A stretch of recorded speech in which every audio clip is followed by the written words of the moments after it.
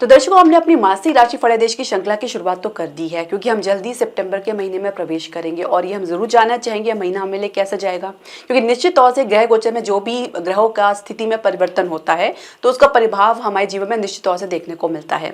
हर एक दर्शकों, वैदिक एस्ट्रोलॉजी में आपका स्वागत है। मैं ज्योतिषाचार्य पूजा। तो जैसे मैंने बताया कि हमने अब तक आपको 5 राशि के बारे में बता चुके हैं अलग अलग वीडियो में। यदि आपका कोई मिस हो गया तो आप प्लेलिस्ट में देख सकते हैं। आज की इस वीडियो में चर्चा करेंगे हमारी छठी राशि कन्या राशि के बारे में। यानी कन्या राशि के जातकों के लिए सितंबर का महीना कैसा जाएगा, जो भी ग्रह गोचर की स्थिति बनेगी वो आपके स्वास्थ्य में किस प्रकार का प्रभाव डालेगी, विपरीत या सकारात्मक प्रभाव। इसके अलावा आपके शिक्षा करियर के लिए किस प्रकार से आपको समस्या का सामना करना पड़ सकता है, या कुछ आपको उछाल देखने को मिल सकता है, या कुछ आपकी ग्रोथ के चांसेस बनेंगे। उसी प्रकार से समझेंगे आपके कार्य क्षेत्र का माहौल कैसा रहेगा, कुछ आगे प्रमोशन के चांसेस बनेंगे। नई नौकरी के लिए यदि आप प्रयास करें तो उसके लिए कैसा रहेगा ये सिनेरियो, जो भी परिस्थिति बनेगी सितंबर के महीने में। इसके अलावा आपके बिजनेस व्यवसाय के लिए कैसा रहेगा, किस प्रकार के उतार चढ़ाव से गुजरना पड़ सकता है, या कोई निवेश के आपको चांसेस देखने को मिलेंगे। प्रेम संबंध यानी लव रिलेशनशिप के लिए कैसा रहने वाला है सितंबर का महीना, आपको किस प्रकार की सावधानी बरतनी वो भी हम समझेंगे।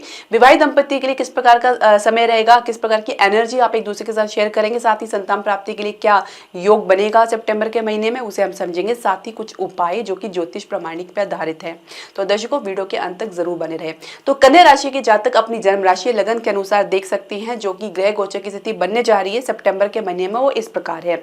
लग्नेश बुध आपके चंद्रमा के साथ एकादश भाव में कर्क राशि में गोचर कर रहे हैं। इसके अलावा लगन में ही आपके केतु गोचर कर रहे हैं। साथ में शुक्र भी गोचर कर रहे हैं जो कि अभी नीचे अवस्था में है।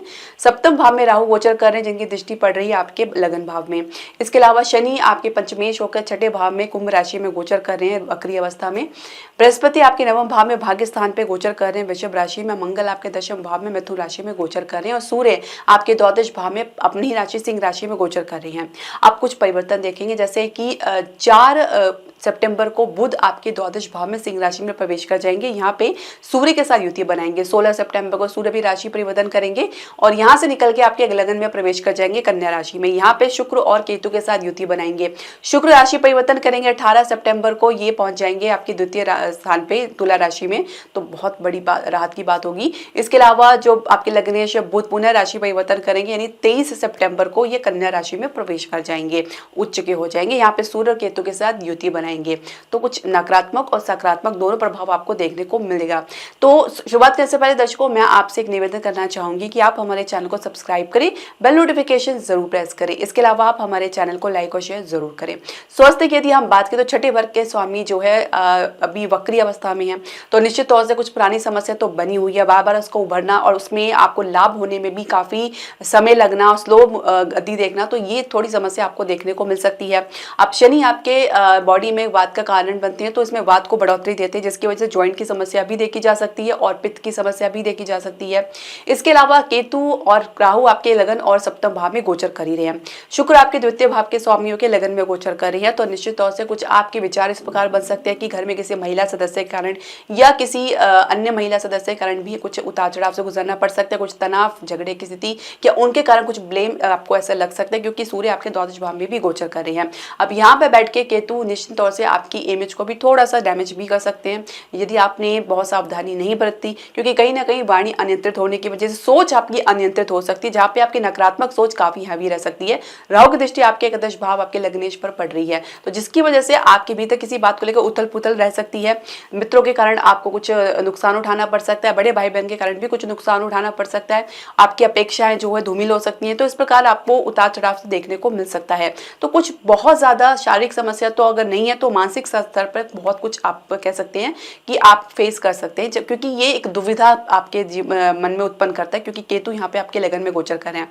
हर किसी के बारे में आप कुछ ना कुछ जज करते नजर आ सकते हैं, कुछ विचार बनाते नजर आ सकते हैं। वो सकारात्मक भी हो सकता है, नकारात्मक भी हो सकता है, और नकारात्मक का प्रभाव बहुत ज्यादा देखा जा सकता है, गहराई से देखा जा सकता है, जहां पे आप अपने स्वास्थ्य को लेकर भी शंका की स्थिति में रहेंगे। अब क्योंकि सूर्य आपके द्वादश भाव में गोचर कर रहे हैं, सिंह राशि में तो कर रहे हैं, लेकिन कहीं ना कहीं आपको ये आपको ये पित्त की समस्या तो है ही, साथ में आपको अगर हृदय के मरीज है तो अपना अच्छे से ध्यान रखें। कुल मिला के आप अपने स्टेटस के बारे में ओवर कॉन्शियस रहेंगे, ओवर थिंकिंग में रहेंगे, कुछ नींद की समस्या भी देखी जा सकती है। तो इस प्रकार से आप थोड़ा आपको उतार चढ़ाव देखने को मिल सकता है। कुछ लंबी दूरी की यात्रा का भी योग बन सकता है, जो आपके लिए कह सकते हैं कि काफी थकाऊ भी रह सकती है और बहुत ज्यादा संघर्ष भरी भी रह सकती है, क्योंकि सूर्य पर यहाँ पे शनि की दृष्टि भी पड़ रही है जो वक्री अवस्था में है। सूर्य और शनि एक दूसरे के एक सप्तम प्रभाव में, एक दूसरे के एक्सेस में होने की वजह से आप ये समझ सकते हैं कि आपके जीवन में किस प्रकार का संघर्ष आपको देखने को मिल सकता है। सूर्य जहां आपके स्टेटस का कार्य, आपके कॉन्फिडेंट का कार्य, आपके कार्य का कार्य, आपके कार्य क्षेत्र का काम जो है कारक है, साथ ही आपके अधिकारी के कारक है, आपके पिता के कारक है। तो इन संबंधों को लेकर कहीं ना कहीं आपको कुछ गिरावट देखने को मिल सकती है, कुछ तनाव देखने को मिल सकता है। तो इस प्रकार की समस्या देखी जा सकती है। कुछ नुकसान भी, कुछ खर्चा भी आपको देखने को मिल सकता है। तो मानसिक शांति बनाए रखने के लिए आपको मेडिटेशन जरूर करना है, ध्यान जरूर करना है। शिक्षा करियर के लिए कैसा रहेगा उसे समझेंगे। देखिए, पंचमेश बहुत समय से आपके छठे भाव में गोचर कर रहे हैं। संघर्ष की स्थिति, मेहनत तो है ही। इन्होंने पहले ही बोल दिया कि शनि महाराज जी कि आप जब तक संघर्ष मेहनत नहीं करेंगे आपको परिणाम देखने को नहीं मिलेगा। अब क्योंकि यहाँ पे शनि महाराज जी अभी वक्री अवस्था में है तो काफी स्लो मोशन या स्लो गति देखने को मिल सकती है। कई बार प्रयास करने के बाद ही कुछ रिजल्ट आपको देखने को मिल सकता है। तो ऐसे में आपके लग्नेश की दृष्टि तो पड़ रही है पंचम भाव में, तो कुछ ना कुछ आपको सहायता मिल रही है, कुछ सहयोग मिल रहा है आपके लग्नेश से। लेकिन लग्नेश के ऊपर भी राहु की दृष्टि पड़ रही है, तो आपको बहुत सतर्क रहना है। जिनसे भी परामर्श ले रहे, खासकर अपनी संगति का ऊपर अच्छे से आपको ध्यान देना है। आपके मित्रों के बारे में उनकी सलाह, उनके विचार, उनके व्यवहार को अच्छे से गाइड करना है, अच्छे से उसको ऑब्जर्व करना है। वो आपको कोई गलत सलाह भी दे सकते हैं, इसकी भी प्रबल संभावना बनी हुई है। इसके अलावा कंपटीशन में बहुत संघर्ष के बाद ही सफलता आपको देखने को मिलेगी। कैंपस प्लेसमेंट में भाग्य का साथ आपको देखने को मिलेगा। आप अपने काम में जिस प्रकार की माहौल चाहते, जिस प्रकार के प्रोफाइल के आप अपने अकॉर्डिंग आप जो देख रहे हैं, आपको इंटर्नशिप देख रही है, कुछ भी आप नई शुरुआत करने जा रही है, तो आपको भाग्य का सपोर्ट जरूर देखने को मिलेगा। कार्य क्षेत्र में आपकी ऊर्जा जो है काफी पॉजिटिव रह सकती है, हाई रह सकती है। इसके अलावा अगर करियर की शुरुआत जैसे मैंने बताई है कि आप थोड़ा सा स्टार्टिंग में संघर्ष देख रहे हैं, तो लेकिन धीरे धीरे आप अपने आप को कार्य के क्षेत्र के अनुसार एडजस्ट करते भी नजर आएंगे। दशमेश की पोजीशन काफी अच्छी है। एकादश भाव में आपके लग्नेश है जो एकादश भाव में लाभ के भाव में बैठे हैं, तो कुछ अच्छी अपॉर्चुनिटी आपको मिल सकती है। तो मिस कर लेना बिल्कुल भी, उसका भरपूर फायदा उठाएं। हालांकि शुरुआत में आपके कॉन्फिडेंस में थोड़ी कमी देखी जा सकती है। आपके सीनियर से कुछ कम सपोर्ट आपको देखने को मिल सकता है, उनकी वजह से आप किसी दुविधा में पड़ सकते हैं। देखिए, अपने काम पे आपको विश्वास बना के चलना है, फोकस बना के चलना है आपको, बजाय इसके कि दूसरों की बातों को सुने। दूसरी बात ये कि कोई निर्णय लेने में अगर आप असमंजस महसूस कर रहे हैं या कुछ आपको कह सकते हैं कि एक्सपीरियंस की कमी की वजह से भी आप कुछ समझ नहीं पा रहे हैं, तो आप किसी अनुभवी व्यक्ति का परामर्श जरूर लें। खुद स्वतः कुछ डिसीजन ना ले तो बेहतर रहेगा। बहुत सोच समझ के आपको आगे बढ़ना है। समय थोड़ा सा उतार चढ़ाव आपके लिए रह सकता है, लेकिन जल्दी ही आप इसे बाहर भी निकलेंगे। दूसरी बात यह है कि आपको अच्छी एक तरह से चैलेंज भी मिल सकता है महीने के अंत तक, क्योंकि दशमेश जैसे ही द्वादश भाव में प्रवेश करेंगे तो बहुत सारी चुनौतियां आपको देखने को मिल सकती है। थोड़ा सा यह अस्थिरता आपके काम में जरूर उत्पन्न करेगा, तो बहुत ही आपको सोच समझ के रहना है, क्योंकि जल्दी ही बुध अपना राशि परिवर्तन करेंगे। तब तक धैर्य बनाए रखें। आप समझेंगे कार्य क्षेत्र का माहौल कैसा रहेगा, जो पहले से नौकरी पेशा लोग हैं उनके लिए कैसा रहेगा। जैसे मैंने बताया कि दशमेश अभी जो आपके लग्नेश एकादश भाव में चंद्रमा के साथ गोचर कर रही है, तो स्थिति थोड़ी सी कह सकते हैं कि आपके पक्ष में रहेगी। थोड़ा सा आप इमोशनल भी हो सकते हैं, ओवर थिंकिंग में आ सकते हैं, कुछ आपकी सोची हुई बात भी गलत साबित हो सकती है, या आपका कुछ परामर्श है या कुछ सलाह आपका है, कोई प्रपोजल है, वो रिजेक्ट हो सकता है। तो कुछ इस प्रकार की स्थिति देखने को मिल सकती है, जहां पे आपको पूरी तरीके से आंकलन करना होगा, एनालाइज करना होगा कि जिस प्रोजेक्ट में आप हाथ लगा रहे हैं, जिसके लिए आप सलाह दे रहे हैं, उसके लिए आपने अच्छे से ग्राउंड वर्क किया है या नहीं किया है। ऊपरी तौर से अगर आप काम करेंगे तो निश्चित तौर से आपको बैकफायर देखने को मिल सकता है। इसके अलावा मंगल आपके दशम भाव में गोचर करे मिथुन राशि में, तो आपका जो कम्युनिकेशन है वो थोड़ा सा फास्ट हो सकता है, थोड़ा तीव्र हो सकता है। थोड़ी जानकारी अगर आप रखेंगे तो आप अपनी बात को बहुत जल्दी आगे लेकर आएंगे। और ये भी एक बात एक पॉजिटिवली भी देखी जा सकती है और नेगेटिवली भी देखी जा सकती है। दोनों आपको एक बैलेंस बना के चलना होगा। फोकस में डेफिनेटली आप अच्छे से काम करते नजर आ रहे हैं। इसके अलावा काम में ठहराव, विस्तार और गंभीरता देखने को मिल सकती है। शनि की वजह से थोड़ा संघर्ष की स्थिति आपको जरूर देखने को मिल सकती है। खासकर अगर आप नई जॉब के लिए प्रयास कर रहे हैं तो कई बार प्रयास करने के बाद कुछ खास सफलता आपको देखने को नहीं मिल पाएगी। एक सेटिस्फेक्शन की कमी देखी जा सकती है। कहीं ना कहीं केतु और राहु की एक्सिस आपके लग्न और 7th हाउस में होने की वजह से आपके भीतर दुविधा, कंफ्यूजन की स्थिति बनी हुई है, जहां पे आप एक डिसीजन लेने में असहज महसूस कर सकते हैं। कुछ अपॉर्चुनिटी भी आप मिस कर सकते हैं जिसका पछतावा आपको बाद में हो सकता है। तो कह सकते हैं कि आपको बहुत ही अटेंटिव रहना है, बहुत ही अलर्ट रहना है। बहुत ज्यादा आप लॉस माइंडेड में रहेंगे तो कहीं ना कहीं अपॉर्चुनिटी को मिस कर देंगे। आपके भीतर एक तरह से कह सकते हैं कि जज्बा होता है, एक एनर्जी होती है जो एक तरह से कभी कभी बहुत एग्जॉस्टेड होती, काफी थका हुआ महसूस करते हैं भीतर से। आप बेशक बाहर से बहुत हिम्मत दिखा रहे हैं, बहुत काम करने की कोशिश कर रहे हैं, लेकिन कहीं ना कहीं खुद के साथ आप कह सकते हैं कि एनर्जी बहुत डाउन महसूस कर सकते हैं। कहीं ना कहीं आपके आसपास के माहौल का असर आपके ऊपर देखने को मिल सकता है। केतु जब लगन में गोचर करता है तो जो मन है हर प्रकार से उच्चाटन स्थिति में आ सकता है, डिटैचमेंट की स्थिति में आ सकते हैं। तब आपका मन ऐसे में आप भौतिक जगत में नहीं लगता है, तो इंसान शांति की तलाश में रहता है, भटकता रहता है। तो कहीं ना कहीं यात्रा पर भी आप जा सकते हैं। इसके अलावा अगर आप बात करें आपके व्यवसाय की, बिजनेस की, सप्तम भाव में राहु गोचर करें, सप्तमेश नवम भाव में स्थिति ठीक है, आपके पक्ष में है, लेकिन राहु और केतु की वजह से आप कुछ कल्पना तो बहुत ज्यादा कर रहे हैं, उसको इंप्लीमेंट कार्यान्वित नहीं कर पा रहे हैं। बड़े प्रोजेक्ट में भी हाथ लगाना चाह रहे हैं लेकिन रिस्क लेते हुए भी डर रहे हैं। तो कुछ इस मंथ में आपको कुछ बेहतरी देखने को मिलेगा। रियल एस्टेट से काफी अच्छा लाभ आपका बना हुआ है और आपको मकान का सुख या प्रॉपर्टी का सुख आपको देखने को मिल सकता है। ट्रांसपोर्टेशन के बिजनेस में लाभ आपको देखने को मिल सकता है। कंसल्टेशन के बिजनेस में थोड़ा सा आपको कह सकते हैं कि गिरावट थोड़ी सी तो देखने को मिल सकती है, लेकिन जल्दी आप इसको कवर करते नजर आएंगे। इसमें काफी फ्लक्चुएशन आपको देखने को मिल सकता है। शेयर मार्केट में शुरुआत में काफी धीमा गति आपको देखने को मिल सकता है, या गिरावट भी देखने को मिल सकती है, जो बाजारों संभलता नजर आएगा आपके मास के अंत तक। तब तक आप किसी निवेश से तो दूरी बना के रखें तो ज्यादा बेहतर रहेगा। फाइनेंशियल सेक्टर के लिए तो ये मंथ आपके लिए सही रहने वाला है। थोड़ा आप कह सकते हैं शुरुआत काफी बेहतर रहेगी, काफी बेहतर रह सकती है। उसके बाद थोड़ा सा कह सकते हैं उतार चढ़ाव जरूर देखने को मिल सकता है, लेकिन फिलहाल शुरुआत काफी धमाकेदार रह सकती है। किसी नए प्रोजेक्ट में अगर आप इन्वेस्टमेंट के लिए, कोई फाइनेंस के लिए अरेंजमेंट करें तो उसमें भी आपको सफलता देखने को मिलेगी। आप समझ लेते हैं आपके प्रेम संबंध के लिए, लव रिलेशनशिप के लिए जो है सितंबर का महीना कैसे रहेगा कन्या राशि के जातकों के लिए। पंचमेश जो है शनि काफी समय से आपके छठे भाव में गोचर करें और आप वक्री अवस्था में हैं। देखिए बहुत प्रयास करने के बावजूद भी आप लोग के बीच में एक सही तारमेलता जो है, एक सही तालमेल बनती नजर नहीं आ रही है। हालांकि लग्नेश की दृष्टि आपके पंचम भाव में पड़ रही है, तो एक बातचीत की शुरुआत आप जरूर करना चाहेंगे। अपनी तरफ से चाहेंगे कि आपके और आपके पार्टनर के बीच में पुनः बातचीत, कम्युनिकेशन फिर से हो जाए, लेकिन उसमें थोड़ा सा कह सकते हैं विलंब देखने को मिल सकता है। आप काफी प्रयास करेंगे तो थोड़ी सफलता तो आपको देखने को जरूर मिल सकती है, लेकिन इतनी जल्दी अगर आप अपेक्षा रखेंगे तो कहीं ना कहीं आपको निराशा देखने को मिल सकती है। दूसरी बात, आप स्वयं में ही आप थोड़ा संकेत भाव में हैं, थोड़े संशय स्थिति में हैं, जहां पे आप अपनी परिस्थिति को कह सकते हैं सही प्रकार से आकलन करते नजर नहीं आ रहे, दुविधा में हैं।